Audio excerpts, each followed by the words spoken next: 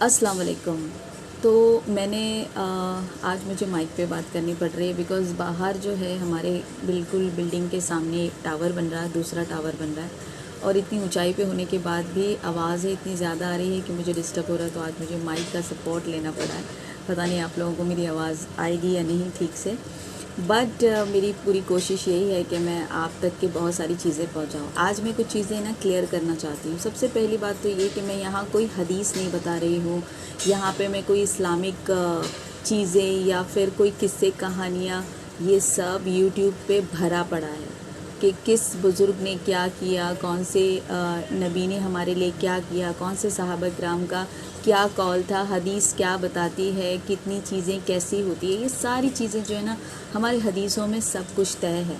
मैं आपको बताने वाली हूँ उससे थोड़ा हटकर मैं अपनी जर्नी में मैंने क्या क्या हासिल किया और उसमें मुझे क्या क्या पता चला, और जो आप में से भी बहुत सारे लोगों को नहीं पता है। और अगर आप अपनी लाइफ में उस चीज़ को शामिल करते हैं ना, उस तरीके को शामिल करते हैं, जैसे मैं तरीक़त फ़ॉलो करती हूँ, तो मैं उस तरीक़त के बारे में आप लोगों को बताऊँगी कि सिर्फ़ और सिर्फ एक कुएं के मेंढक की तरह आपको नहीं रहना है।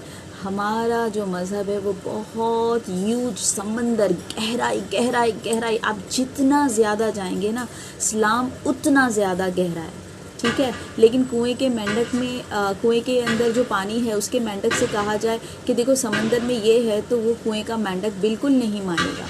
वो बोलेगा ना, हमारे आसपास तो किसी ने ऐसा किया ही नहीं। उसे उस कुएं से निकालना पड़ेगा और उसे समंदर की गहराई दिखानी पड़ेगी, और जब वो उस गहराई में उतरेगा तब उसे पता चलेगा कि ये कितना गहरा है। दूर से तो उसको भी वैसे ही लगेगा कि हाँ थोड़ा बड़ा कुआं है, थोड़ा बहुत ज़्यादा ह्यूज कुआं है, लेकिन उसको ये नहीं पता ना कि कुएं से ज़्यादा गहरा समंदर है। और समंदर में तो नायाब चीज़ें हैं और वो सारी चीज़ें अल्लाह ताला की ही है, ठीक है। दूसरा, लोगों का ये मानना होता है कि इसको नहीं मानो, उसको मत मानो, सिर्फ ये अल्लाह को मानो।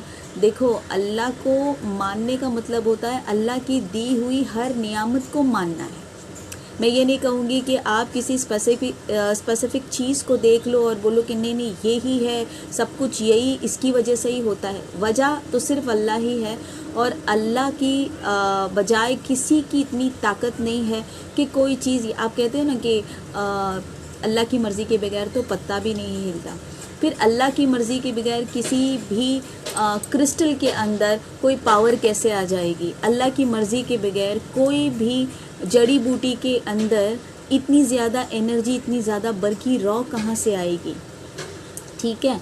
और जिस भी चीज़ का हम इस्तेमाल करते हैं वो सारी चीज़ों में पावर होता है। अब डॉक्टर्स